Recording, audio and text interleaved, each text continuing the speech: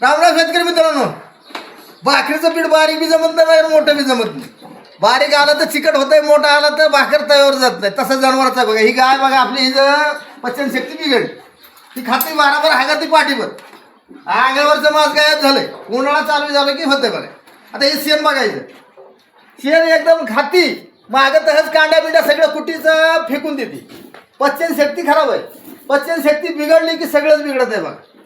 दुधाला कमी होतंय, अंगावरचं मांस कमी होतंय आणि फॅटाला बी फरक पडतोय बघा. आता आपण चालतोय का, आपण चालतोय कुरमेसची पावडर बघा, हे बघा इंटस कंपनीची.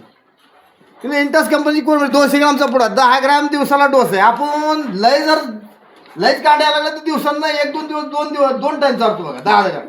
शेण दुसऱ्या तिसऱ्या दिवशी एकदम बारीक येत आहे बघा, बारीक येत आहे आणि दुधाला बी फरक पडतंय.